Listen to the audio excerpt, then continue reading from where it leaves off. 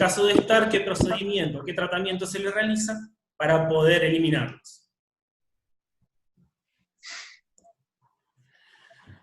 Conocer a qué nos enfrentamos. Bueno, por lo mismo que dije recién, nuestro trabajo, todos los días tenemos que conocer a qué nos enfrentamos, cuáles son las características. En este caso nos toca convivir con el virus, porque es algo muy reciente.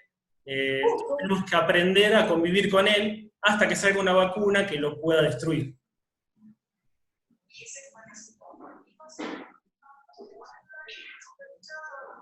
Un segundito que no me pasa la presentación. Ahí está.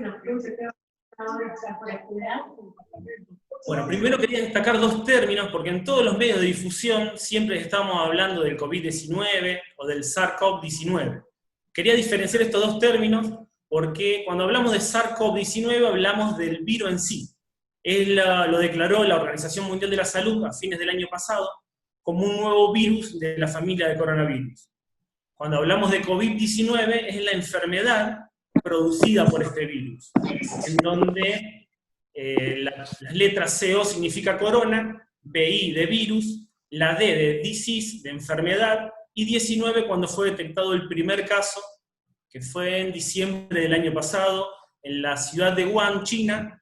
Ellos se dieron cuenta que había un inconveniente porque detectaron casos de neumonía de origen desconocido. Como pueden ver, acá al lado se puede ver un gráfico en donde se puede ver que el virus del COVID-19, el SARS-CoV-19, está muy relacionado con las enfermedades del SARS y el MERS. Estamos hablando del síndrome de neumonía grave agudo y el síndrome de neumonía de Oriente Medio. Me pareció importante destacar esta imagen porque siempre el portador estamos hablando que es el murciélago, que después se lo transmite a otros animales y después pasan a las personas. En el caso del COVID-19, estamos hablando de que supuestamente, todavía no está ciencia cierta, fue el pangolín, que es el animal que está acá abajo, el transmisor del virus a los humanos. ¿Cómo se detectó esto? Se tomó el virus del animal, se tomó el virus de una persona infectada, y tenían una semejanza del 99% o superior. ¿Cuáles son las características fundamentales del virus? Primero hay que destacar que los virus no son seres vivos, porque muchas veces nosotros escuchamos también que hay que matar al virus. Bueno, el virus no es que hay que matarlo, lo que se hace es se inactiva. No son virus, ¿por qué? Porque no tienen un metabolismo propio, o sea, un mecanismo de metabolismo propio, sino que tienen que utilizar el metabolismo de una célula para poder replicarse. Respecto al tamaño, comparándolo con un grano de azúcar, es 1.000.000 de veces más pequeño. Esto para que tengan una referencia. Igualmente, si comparamos este virus con sus pares, es relativamente grande comparado con los otros virus. Otra característica fundamental es la capa protectora. Primero, la estructura fundamental es una cadena de ARN, que es la base o el material genético del virus. Esa base está rodeada por una capa que se llama cápside proteica, que son proteínas que lo recubren al virus. Por encima de esta cápside, en este caso el SARS-CoV-19, tiene una bicapa lipídica, que es como una capa grasa que lo envuelve y lo protege también del medio ambiente. Nosotros, si destruimos esa capa que lo protege, el virus queda expuesto y se inactiva. Otra característica fundamental del virus es que tiene una polaridad positiva. Bueno, este es un dato nada más, pero es importante también conocerlo para saber qué medios tenemos que utilizar para atacarlo. Acá se pueden ver, esto que se ve acá, son proteínas transmembrana, que son proteínas que se llaman proteínas spike, que esta es la llave que utiliza el virus para ingresar en la célula y poder replicarse. Nosotros hablamos, bueno, dentro de nuestro organismo, en las distintas mucosas, todo el mundo ha escuchado que se dicen que entran a través de la mucosa, de los ojos, de la nariz y de la boca. principalmente. ¿Esto qué quiere decir? Que en ese lugar están los receptores. Hay receptores que se llaman AC2. Sería como la cerradura que necesita el virus para poder ingresar en la célula. Hablamos de que son parásitos intracelulares obligados, por lo mismo que les dije antes, no tienen un metabolismo, no tienen un mecanismo para metabolismo propio, utilizan todo el mecanismo de la célula. Para explicar muy rápidamente, explican entre 1000 a 6 cada. Dentro de las características generales, no es comprobado esto con el SARS-CoV-19, sino que se tomó el virus que produce el SARS y el MERS, que han sido estudiados y resistieron a menos 20 grados centígrados o grados Celsius durante 2 años. Otra característica muy importante y no menor es que son estables a 4 grados durante 14 días. Cuando hablamos de estable a 4 grados, estamos hablando de temperatura de refrigeración. O sea, cuando nosotros lo ponemos en la heladera, el virus sobrevive durante 14 días. Entonces tenemos que ver, es muy importante, que más adelante lo vamos a desarrollar, el tema de los recipientes de contención o las bolsas en las que yo transporto los alimentos.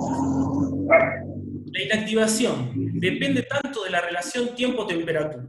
De acuerdo a varios cuadros e investigaciones, pudimos observar que a 63 grados Celsius, por un tiempo mínimo de 4 minutos, el virus se desactiva. Cuando hablamos de la relación tiempo-temperatura, nosotros en alimentos también trabajamos mucho con esto.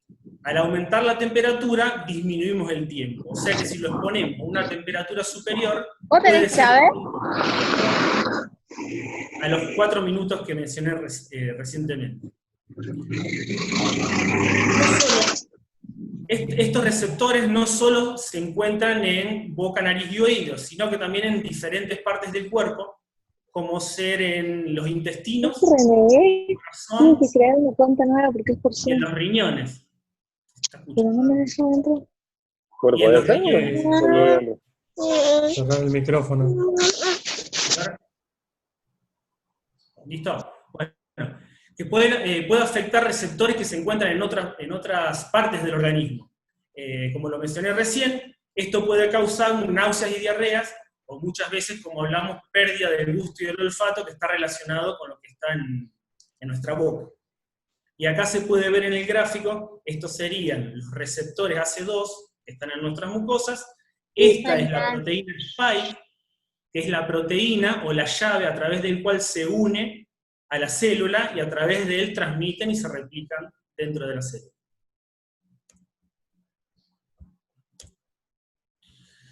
¿Cuáles son las diferentes vías para contraer el coronavirus? Bueno, según el profesor Kim Hu del Hospital Universitario Buro de la Universidad de Corea del 2020, esto lo hemos escuchado mucho en los medios también, a través de las gotículas que nosotros producimos. Esto principalmente cuando hablamos, por eso hay que cuidar mucho el distanciamiento.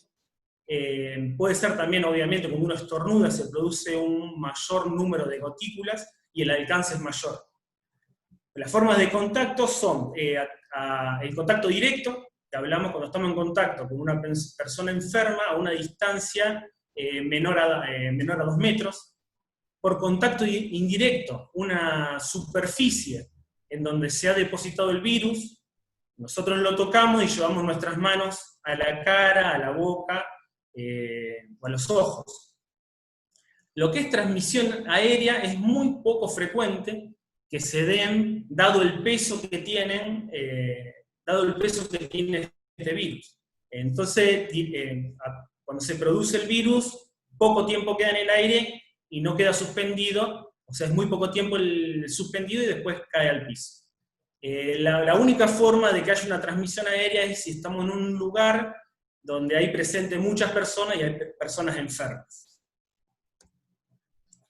Bueno, acá hay una imagen del tiempo que permanecen en diferentes superficies. bueno, en el aire de 10 a 15 minutos, y ahí nos dan datos de temperaturas. Estos son todos datos de laboratorio.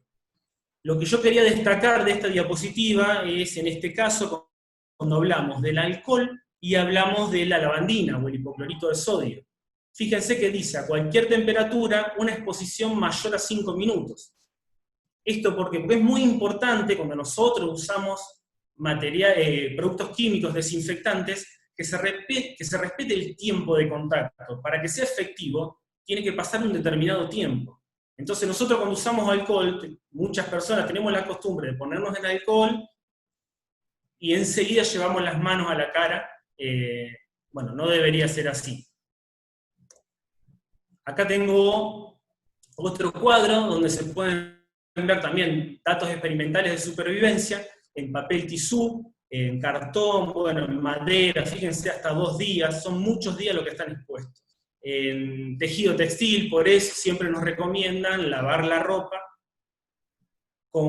cada vez que nosotros salimos y entramos en nuestra casa. Fíjense en la máscara quirúrgica, si nosotros no la utilizamos como debemos, porque son descartables, durante 7 días puede permanecer el virus en la cara interna y más de 7 días en la cara externa. Otro dato muy importante de este cuadro es que la cantidad de virus remanente es muy baja, es del 0,5% del total inicial. Siempre, cuando hablamos de contagio, tiene que ver la carga microbiana inicial, obviamente. Bueno, acá quise poner algunas definiciones para dejar en claro y que les queda todo claro cuál es la diferencia entre limpieza y desinfección. Cuando nosotros hablamos de limpieza, hablamos de la operación para eliminar los restos de alimentos o materiales extraños que yo no deseo. Es muy importante este procedimiento porque si yo no hago una muy buena limpieza y después hago la desinfección sobre esa mala limpieza, ese material que quedó no deseado protege al virus y no es efectiva la desinfección. El enjuague también es otro punto muy importante.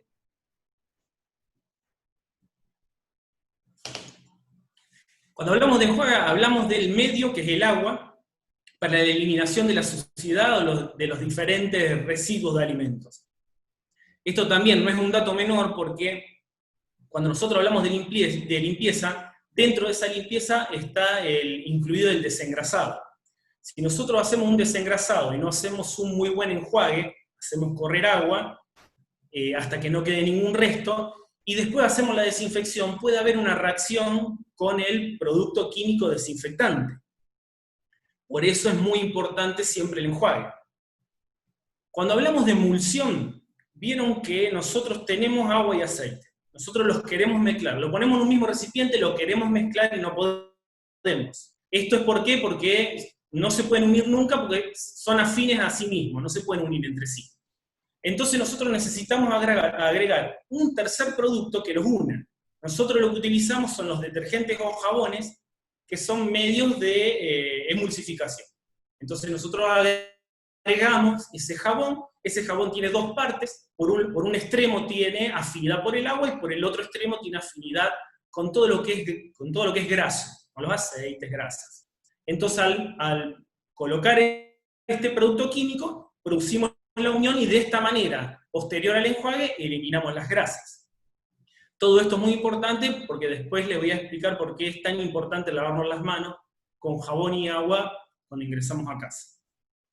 Bueno, acá abajo también dice respetar los tiempos de contacto y las concentraciones en la preparación de las soluciones.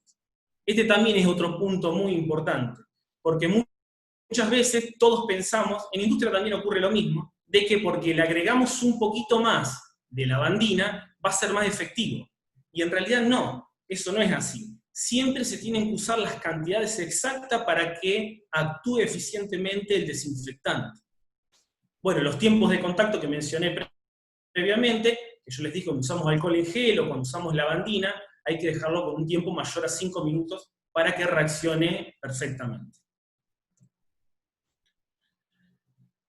Bueno, el desengrasado de superficie es recomendable usar jabón o detergentes de cualquier tipo, porque hay un montón de tipos, bueno, cualquiera es eficiente para esto. ¿Por qué es importante? Ustedes se acuerdan cuando yo mencioné en una primera parte cuál era la estructura del virus. que el virus por fuera tiene una capa que lo protege, y como lo protege esa capa grasa, si yo elimino esa capa grasa, queda expuesto y se inactiva. Nosotros, cuando colocamos jabón o detergente, lo que hacemos es romper esa capa, el virus queda expuesto y lo desactiva. Por eso es tan importante usar detergentes. También es muy importante el hecho de la producción de espuma. Tiene que haber una buena producción de espuma, usar temperaturas tibias. ¿Esto es por qué? Porque esto ayuda a la orientación del detergente y es mejor o más efectiva el tratamiento. Bueno, cuando hablo de importante el enjuague para lograr la efectividad de la desinfección, yo antes, como les había dicho, si yo no realizo un buen enjuague posterior al desengrasado, puede quedar restos y pueden reaccionar con el producto químico desinfectante. Bueno, cuando hablo de desinfectantes, la Organización Mundial de la Salud recomienda hipoclorito de sodio, que estamos hablando de la lavandina tradicional, en una concentración de un 0,1%. Me parece también exponer las medidas caseras para esto. ¿Cómo se prepara esto? Con una cucharada sopera en 10 litros de agua. De esa manera ya tengo una solución al 0,1% y es la manera adecuada en la que la tengo que utilizar. Lo que realiza el hipoclorito de sodio, también como lo mencioné previamente, el virus tiene esa cadena donde está toda la información genética que mencionamos y sobre eso tiene toda una estructura proteica. Lo que hace el hipoclorito de sodio es destruir, se llama desnaturalizar, pero lo que hace es destruir estas proteínas, el virus queda expuesto y se desactiva. Etanol, el otro producto químico es etanol al 70%. Para preparar etanol al 70%, tomamos una botella de 1 litro, lo dividimos en 10 partes iguales, hasta la séptima parte agregamos alcohol y el resto agua, y ahí tenemos la solución al 70%. La forma en que actúa el etanol frente al virus es muy parecida a la del hipoclorito de sodio. Actúa también destruyendo, desnaturalizando las proteínas del virus. El otro producto químico recomendable es el peróxido de hidrógeno, que cuando hablamos de peróxido de hidrógeno es el agua oxigenada, al 0,5%, que también es recomendable usar una cucharada sopera cada 2 litros de agua. Acá hay que tener mucho cuidado de no mezclar el peróxido de hidrógeno con el hipoclorito de sodio porque produce, primero que son reacciones que producen mucho calor y liberan vapores que son tóxicos. Muy importante siempre, que esto lo recalco mucho porque es muy importante, el tiempo de exposición mínimo. En este caso es 1 minuto, pero lo podremos extender hasta 5 minutos para estar seguros. Bueno, acá consultando a la página de la Sociedad Argentina de Infectología, estos son los productos, estos son principios activos. Nosotros tenemos diferentes marcas de productos, donde cada producto tiene un químico, ese químico se le llama principio activo, que son todos estos que mencionamos acá abajo. Fíjense que son los mismos que habíamos mencionado antes, el peróxido de hidrógeno, el hipoclorito de sodio, y el alcohol etílico al 70%. Otro también que es muy utilizado es el cloruro de benzalconio, pero es menos eficiente que la utilización de alcohol. En la misma página de la Sociedad Argentina de Infectología se pueden ver, en una primera parte se ve la marca de los diferentes productos químicos, cuál es la denominación y el certificado de aprobación. Esto también es muy importante, uno para tener seguridad puede consultar en esta página y ver si el producto que uno está comprando está aprobado para enfrentar el coronavirus. Las recomendaciones del Ministerio de Salud para el manejo higiénico de alimentos, en este caso vamos a hablar de frutas y verduras. Siempre las frutas y verduras hay que lavarlas y dejarlas sumergidas en una solución de agua con lavandina o hipoclorito de sodio. Tiene que haber siempre un tiempo de acción, que fíjense que es de unos 20 minutos, y es media cucharada de té por litro de agua. Siempre que hablamos de lavandina, en todos los rótulos del del producto siempre tiene que decir 55 gramos por litro, que es la concentración del principio activo que tiene cada producto. Y luego siempre, posteriormente a la utilización de esto, tiene que haber un muy buen enjuague para no dejar restos del producto químico en el alimento. Otro dato importante también, que no cualquier lavandina o no cualquier hipoclorito de sodio se puede utilizar. Siempre, como se puede ver acá abajo, hay que observar que digan que son aptos para la desinfección de frutas y verduras. Hay muchos productos en gel, lavandinas en gel, o productos aromatizados que no se pueden utilizar para desinfectar. ¿Cuáles son los cuidados entonces como consumidor? Lavarse las manos siempre con agua y jabón. Acuérdense, lo más recomendable es lavarse con agua tibia. Siempre hay que producir espuma y por un tiempo no menor a 20 segundos. Ese es el tiempo en que tiene que actuar el jabón. Siempre hay que hacer un buen enjuague posterior para eliminar los restos de jabón que me quede en las manos y del virus desactivado. En el caso de que cuando yo utilizo alcohol en gel, siempre no es recomendable dejar solo el alcohol en gel, sino que posteriormente me tendría que lavar las manos con agua y jabón, porque el alcohol lo desactivó, pero me sigue quedando en las manos. No va a actuar, no va a hacer nada, pero me sigue quedando restos en las manos. Entonces es necesario lavarse con agua y jabón para eliminar todos los restos que quedan. Muy importante, limpiar o desinfectar las bolsas contenedoras de alimentos.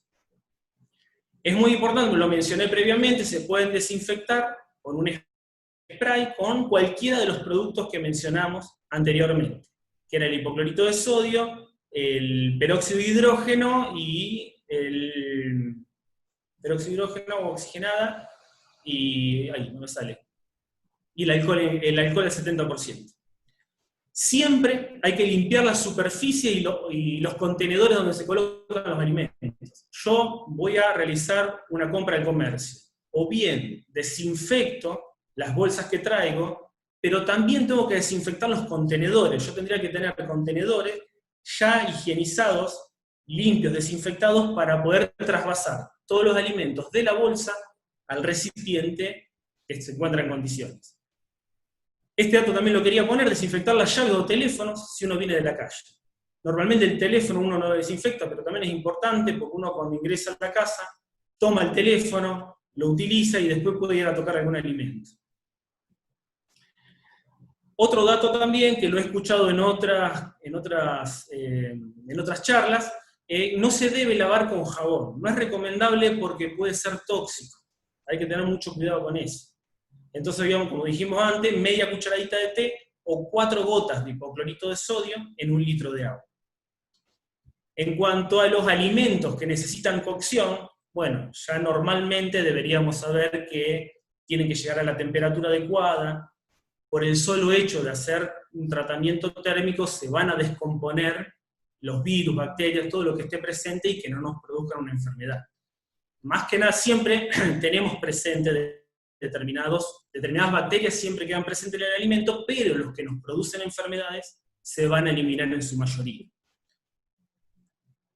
Y por último, acá hay varias publicaciones de diarios internacionales en donde no hay ninguna evidencia de que los alimentos transmitan la enfermedad a través de ellos a las personas. Que no es un dato menor, o sea que nosotros como lo comemos no va a haber ningún inconveniente. Bueno, hasta acá llegó la presentación mía, ahora sigue.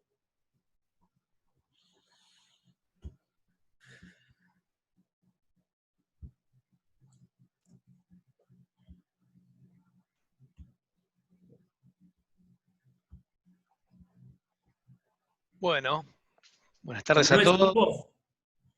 Martín. ¿Seguís vos? Sí, sí, vos me dejas que yo presente para poder pasar los slides. Ahí está. Perfecto. Bien. ¿Ya está? Bueno. Sí, se está viendo mi slide, ¿no? La gestión de riesgo en cadena agroalimentaria. Sí. Bueno, perfecto.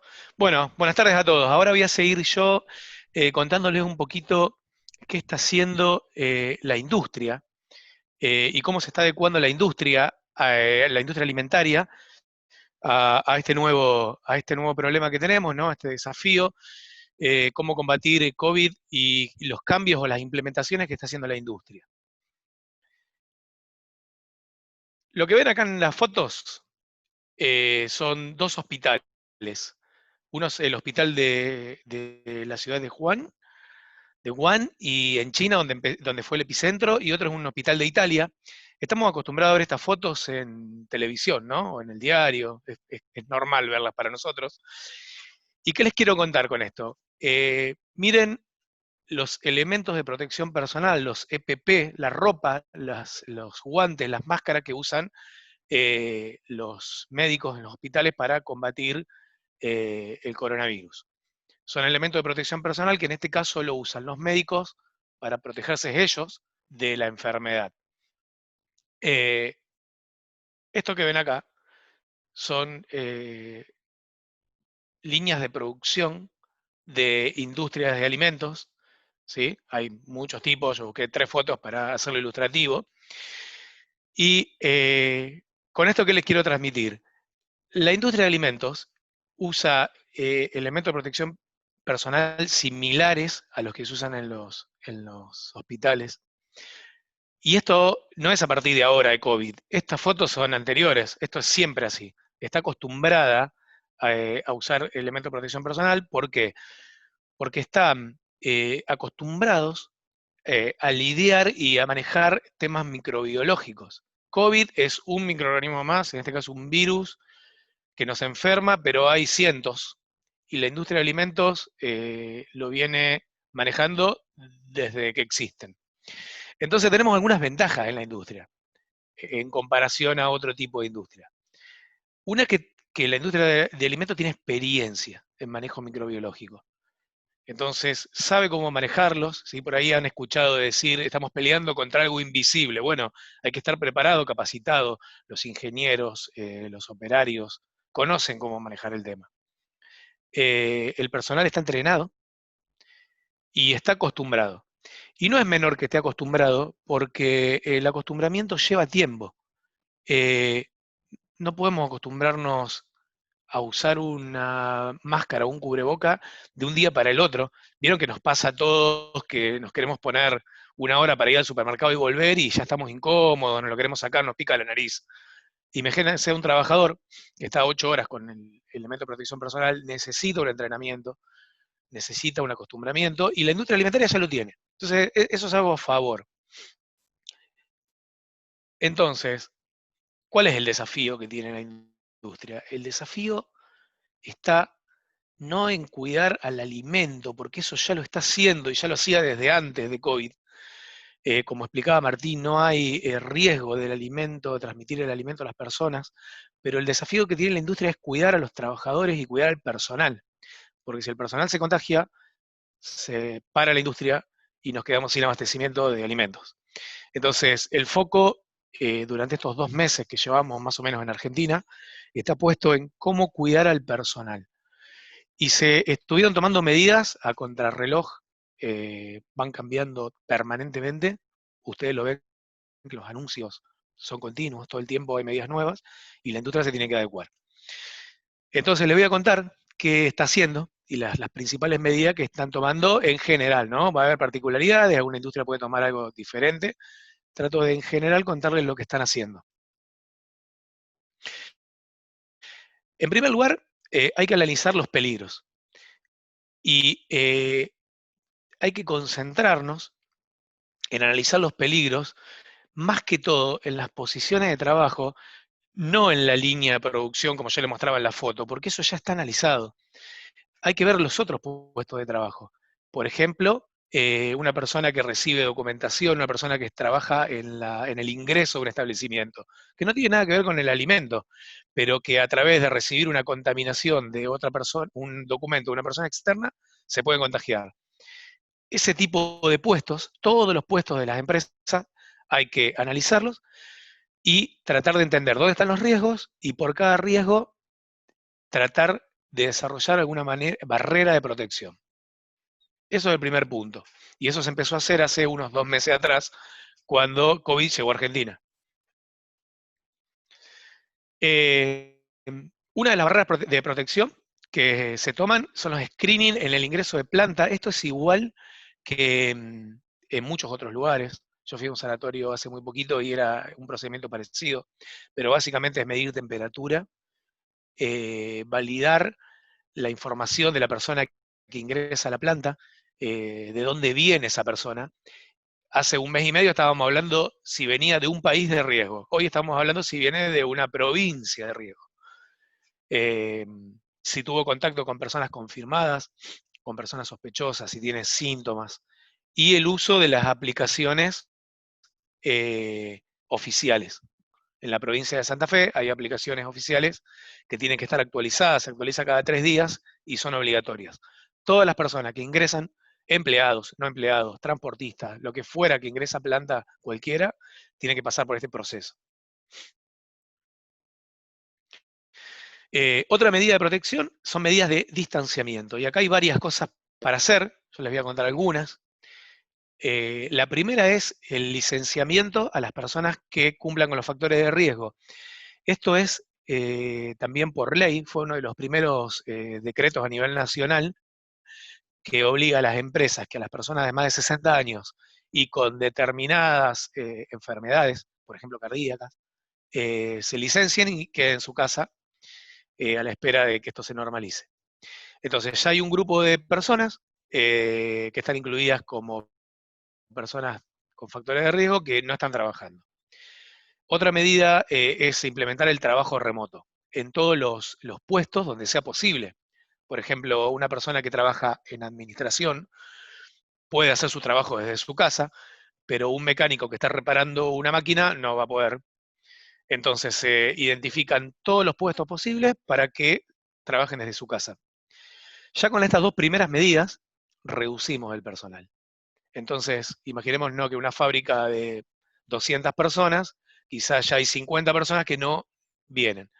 Bajamos un 25% del personal y eso favorece a que el personal que sí está trabajando cumpla mejor con las medidas de distanciamiento, porque son menos en el mismo lugar. La tercera es las demarcaciones en las zonas de espera, las zonas de trabajo. Esto lo van a ver, lo vieron seguramente en las colas para ingresar a algún lugar, en las colas de los bancos, por ejemplo, líneas en el piso para demarcar, en la cola del supermercado, y también en los puestos de trabajo, donde tiene que haber dos personas o más posicionadas en un lugar, se hacen marcas en el piso para que estén exactamente donde tienen que estar y nos aseguremos que se respete la distancia mínima. Cada empresa puede tomar una distancia siempre por arriba de la que se recomienda.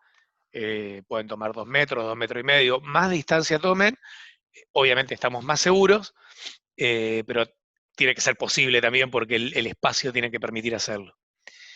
Y finalmente, barreras físicas como acrílicos, donde no se puede respetar la distancia.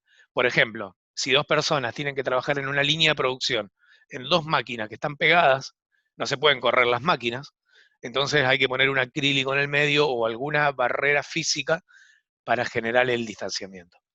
Estos son ejemplos de medidas de distanciamiento que está tomando la industria. Medidas de higiene. Acá, de nuevo, la industria de alimentos maneja muy bien las medidas de higiene en las líneas de producción. Si ustedes ven la foto donde están las personas en la línea de producción, esas personas tienen la instalación para la higiene adecuada, tienen el entrenamiento, tienen la capacitación.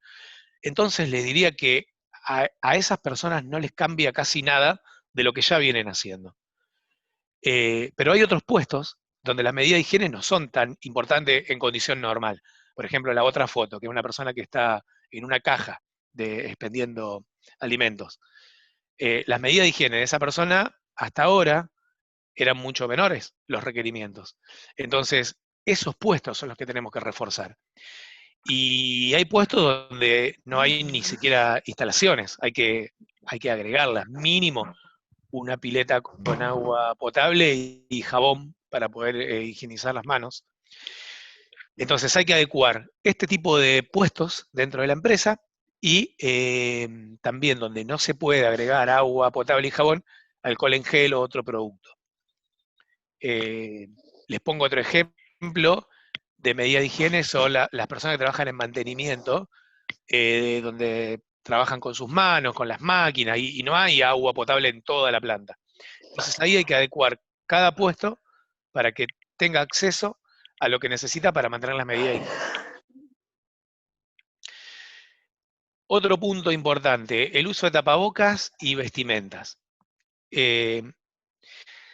Acá lo que les quiero transmitir es dos cosas.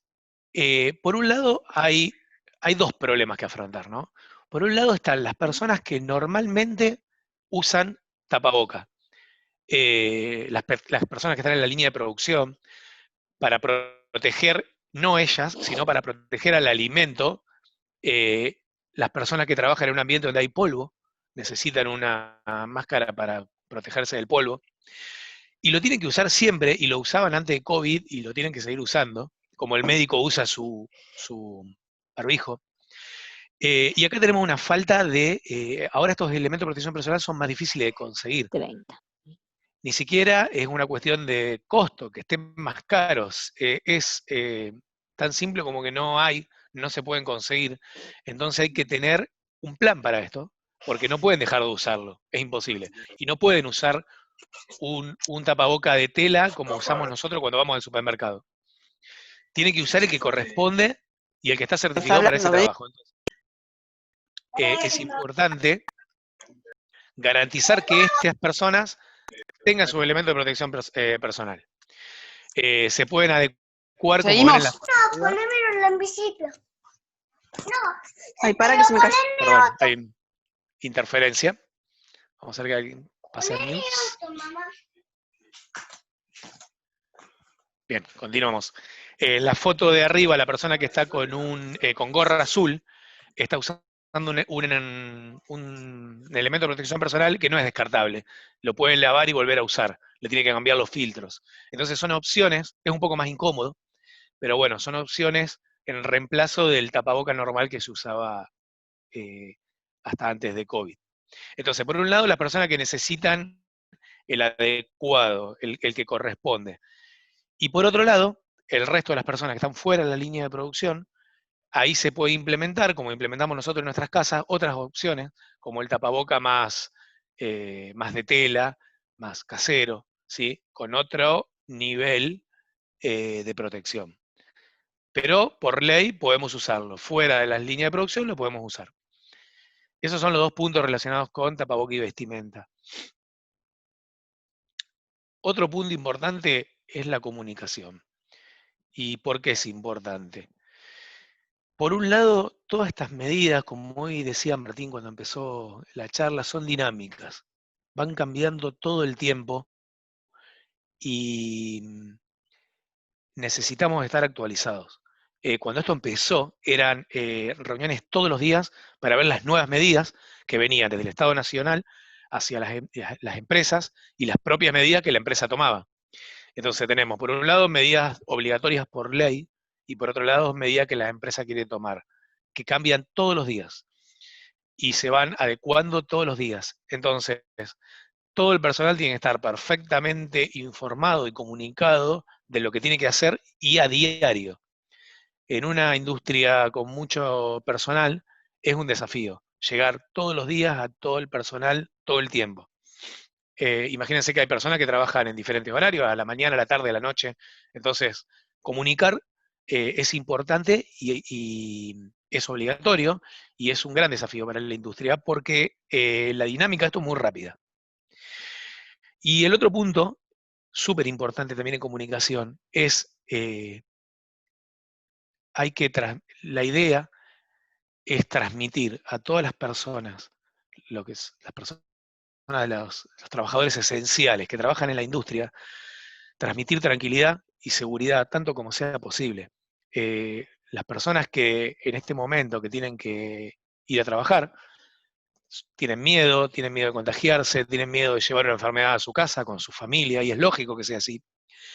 Y se necesita que estén lo más tranquila posible y que se sientan seguras trabajando. Y para eso la mejor manera es comunicarle todo lo que se hace, todas las medidas de seguridad, todas las medidas de protección, cada cosa que se haga, todas las personas lo tienen que saber, porque es la mejor manera o la única manera de transmitirle tranquilidad y que se sientan un poco más segura en su puesto de trabajo, sabiendo que todo lo que tiene alrededor está lo más controlado que se pueda. Entonces, súper importante la comunicación. Y finalmente, el plan de contingencia es un plan que las empresas tienen que tener ya pensado previamente y desde ahora para ver cómo van a actuar en distintos escenarios. Un escenario es en el caso de que se detecte un caso sospechoso.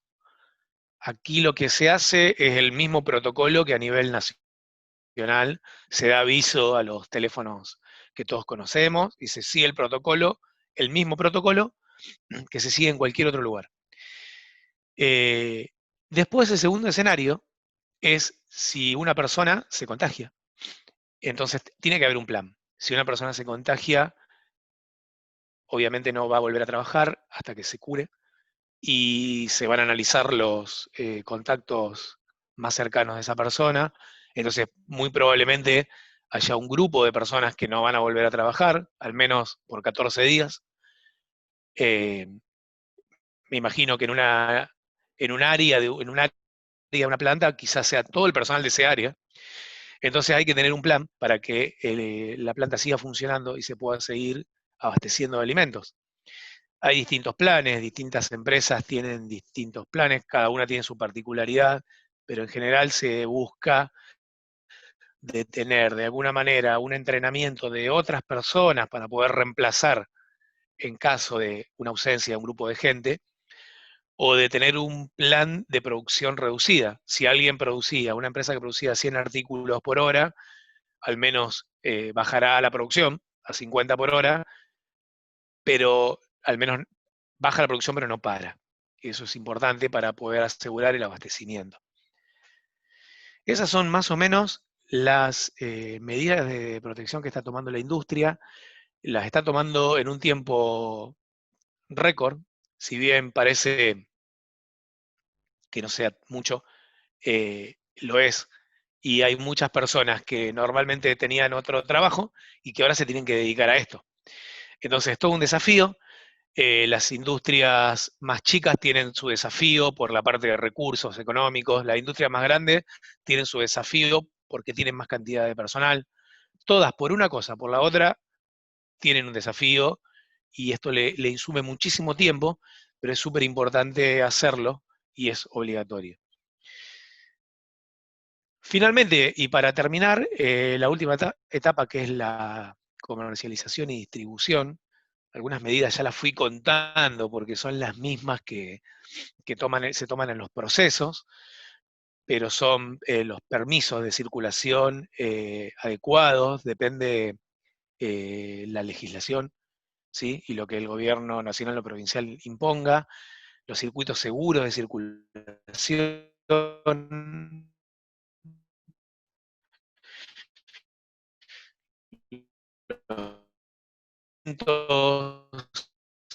de protección personal, también igual que la industria, cubrimos sectores de la planta, las declaraciones juradas que corresponden, para el transporte tiene sus declaraciones juradas, sanitización, obviamente, y protocolos de limpieza y desinfección del lugar de origen. Esto es muy importante. Si recibimos un camión con mercadería, tenemos que ver qué protocolo usó la empresa que lo despachó. Bien, hasta acá llegamos con la parte de industria. Esto es todo lo que tenía para contarles. Quedan 7 minutos, ¿no? Quedan 7 minutos, 5 minutos. Tenemos No sé si preguntas. Quien tiene el micrófono abierto, si por favor lo puede cerrar, que dijo 7 minutos. Las primeras son para Martín. Dice, indicar la concentración de desinfectante, señaló una, y después te doy todas juntas, así es más fácil. La lavandina en gel, ¿no está aprobada para desinfección? Y después viene para frutas y verduras, digamos, si querés contestar esa y después paso a las otras.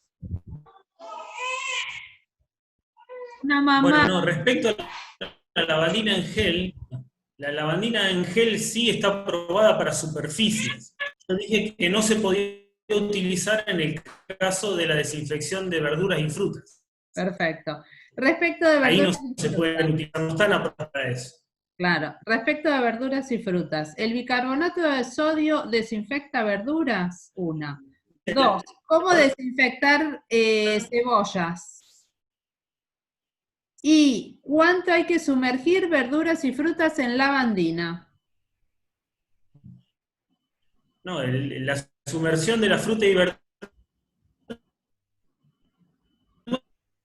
los dije, son 20 minutos, eleccionamos, que era con mucha de té, cada litro de agua. Después me dijiste lo de las cebollas, o bien si lo va a comer cruda, la tendría que abrir, sumergirla en la solución, y si no, tratar de hacerle un tratamiento térmico, calentarlo y llevar un tratamiento térmico, como habíamos dicho antes, que son 63 grados, 4 minutos, o sea que si lo ponen en el sartén un ratito, se van a desactivar en el caso que la presencia del virus. Y la otra que me dijiste del bicarbonato, si se puede usar como desinfectante. En realidad el bicarbonato por sí solo no actúa como desinfectante. Sí puede propiciar un medio para que se haga una desinfección, pero no es desinfectante. No desactiva el virus. Una más. ¿Se puede colocar el alcohol y colocarlo rápido en la heladera? ¿Sigue actuando allí para productos que necesitan cadena de frío como tapas de empanada cuando la traemos del supermercado? Si desinfecta la superficie y la coloca en la heladera, sí sigue actuando el alcohol ahí. Sin ni hablar. Incluso si disminuye la temperatura, es más lenta la evaporación. Entonces actúa por más tiempo. Si yo lo dejo a temperatura ambiente, se evapora más rápidamente. Claro. Y después dice, ¿el acético no está aprobado o sea vinagre? Bueno, es lo mismo que antes. Por sí, no actúa como desinfectante. Sí conserva, pero no desinfecta. Vieron que hay muchos alimentos que yo lo tengo, no sé, algo a la vinagreta, que lo tengo en vinagre, que sería el ácido acético, y lo que hace es no permitir que se desarrolle, pero no desactiva. Entonces no se puede utilizar para desinfectar. Claro. Y tengo 2 preguntas para Juan. Dice, ¿cuán válida, cómo manejar los documentos cuando son papeles que te llegan, van y vienen en la oficina? Y bueno, primero esa porque quizás para no olvidarse, digamos, no mezclar. Bueno, en ese caso, digamos, si uno recibe documentación de otra persona externa, tiene que después higienizar, lavarse las manos o usar alcohol en gel. ¿Sí? Ahora, si hay una misma oficina donde estamos dentro de la oficina, 3 o 4 o 5 personas, y ya todas previamente, cuando entramos, nos lavamos las manos, ahí no se necesita. Un ejemplo que yo tengo muy visible es de la persona que recibe documentación de un transportista. Y imagínense que pasan 100 camiones y cada transportista entrega un papel. Esa persona tiene que, antes de entre recibir uno y otro, volver a higienizarse o usar alcohol en gel. Sí. O no llevarse las manos a la cara. Claro. ¿No? Quería aportar una cosa a la respuesta a esa, Juan Manuel, de que también, si no, la utilización de guantes descartables. Sí, exactamente, Martín. Pero hay que tener en cuenta que si uno tiene un guante y toca una documentación que está contaminada y después se lleva la mano a la cara, está también en problema. hay que sacárselo. Una pregunta, porque vi Punto, no solo eso. en un negocio usar el guante, sacárselo, guardarlo en el bolsillo y supongo que después usarlo de nuevo. ¿El descartable en qué medida es descartable? ¿Todo el día, 1 hora, 2 horas? La transmisión o el método de contagio es si yo toco algo que está contaminado y después me llevo la mano a la cara, a la boca o a la nariz o a los ojos. Si yo toco algo que está contaminado y no me lo llevo a la cara y después me lavo las manos, no hay problema, no se contagia.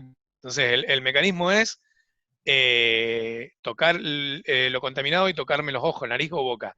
Entonces, si yo uso guantes y los quiero volver a usar, puedo volver a usarlo 1 o 3 veces, pero no me tengo que tocar alguna superficie y tocarme la cara.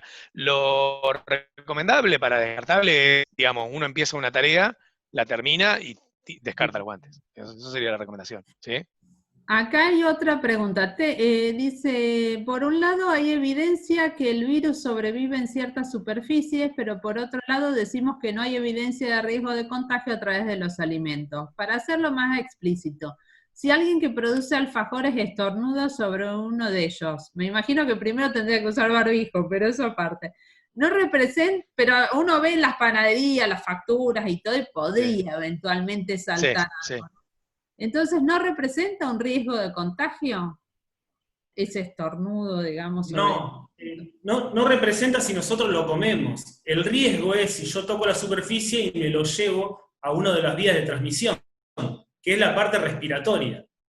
¿Se entiende? Si yo agarro, está contaminada una superficie, tomo una manzana y me la como, no me voy a infectar por la manzana que me estoy comiendo, sino que es por la parte respiratoria. ¿Se entiende lo que estoy diciendo?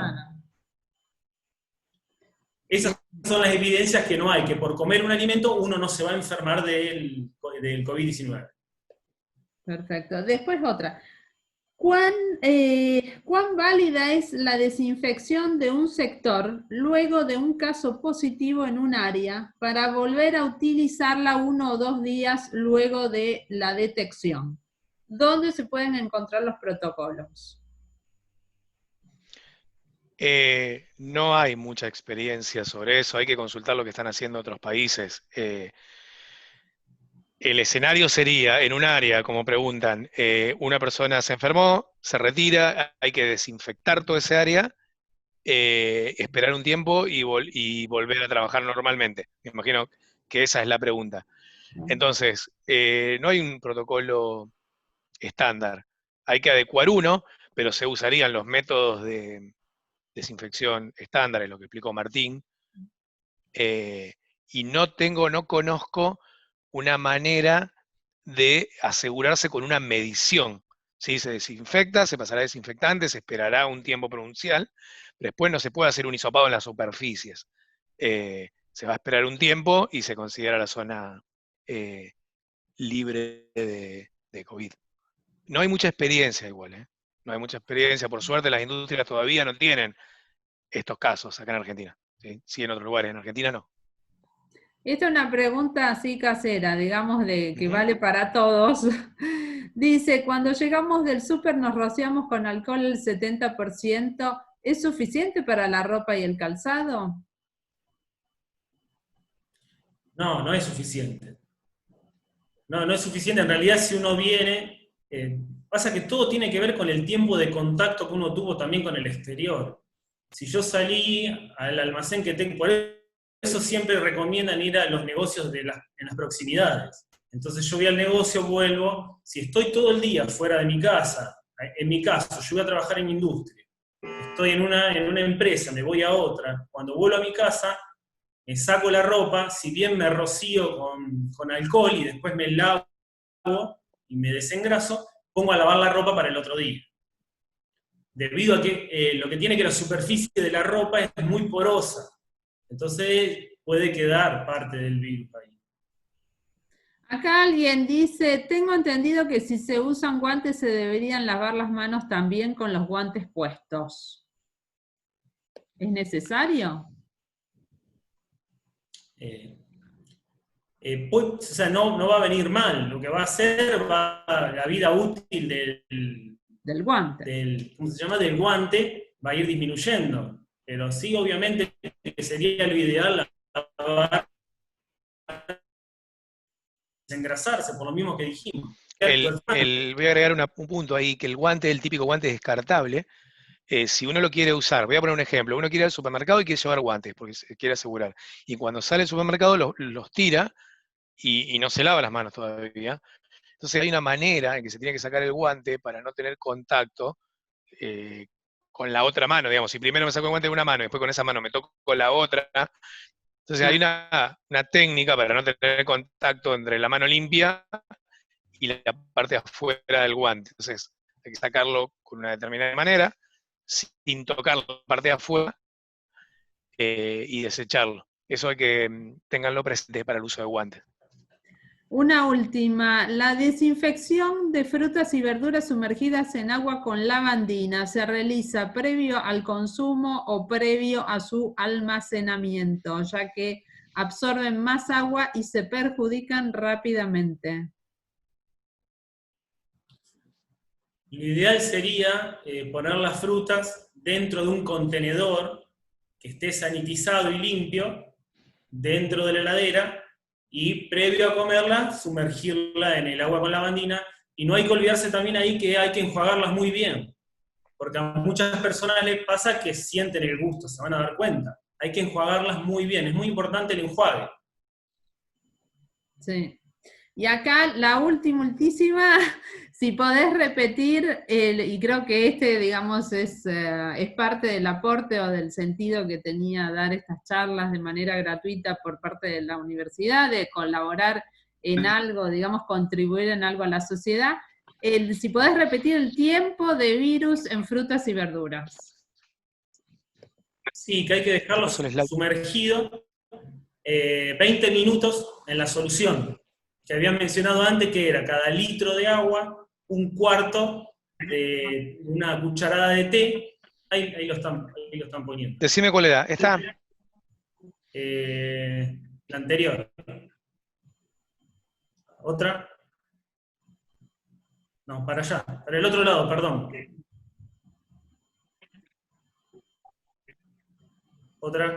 Otra. Ahí. La anterior, Manuel. Esta. Acá dice, ¿ven? No, esa. Dice, mantener la superficie, esta es la recomendación del Ministerio de Salud, que dice dejar actuar 20 minutos. Que yo les digo acá que tienen que tener mucho cuidado con la concentración de la lavandina que se utiliza, porque hoy en día también se compra mucha lavandina suelta. Hay que tener cuidado cuando uno lo prepara, y tiene que ser con esta concentración para que sea efectivo, porque también si uno utiliza de concentración mayor para prepararlo, hay que tener un buen enjuague y no va a ser tan efectivo. Y es media cucharada de té por litro de agua. Ahí está. Y otra que apareció, dice, desinfectar los productos, ¿cómo desinfectar los productos que vienen en empaque de papel? Y en realidad hay que descartarlos. Si no, rociarlos con alcohol, pero bueno, es medio peligroso eso. Hay que descartar el papel y trasvasar a otro envase. Claro. Bueno. Listo. Acá dicen en el caso de la harina, pero no sé a qué se puede referir. Yo los invito que cualquier otra duda que tengan, les había pasado el email de Relaciones Institucionales de la universidad, si no se comunican por la página web a informes. Pueden escribirnos, pueden plantear sus dudas. Probablemente la conferencia esté colgada, así que se lo vamos a indicar. Así que, bueno, agradecemos a todos. Le paso la palabra a los conferenciantes si quieren expresar alguna cosita más, alguna síntesis. Bueno, primero agradecer la presencia de todos, espero que haya sido la información muy útil.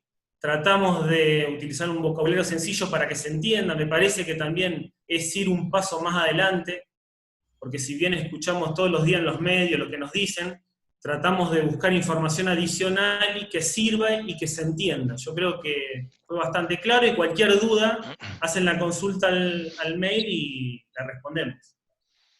Sí, me sumo también al agradecimiento, espero que haya sido de utilidad para ustedes. Bueno, gracias a los que participaron generando sus preguntas, están buenas para clarificar, así que bueno, muchas gracias a todos. Bueno, muchas gracias y hasta la próxima. Hasta luego. Hasta luego.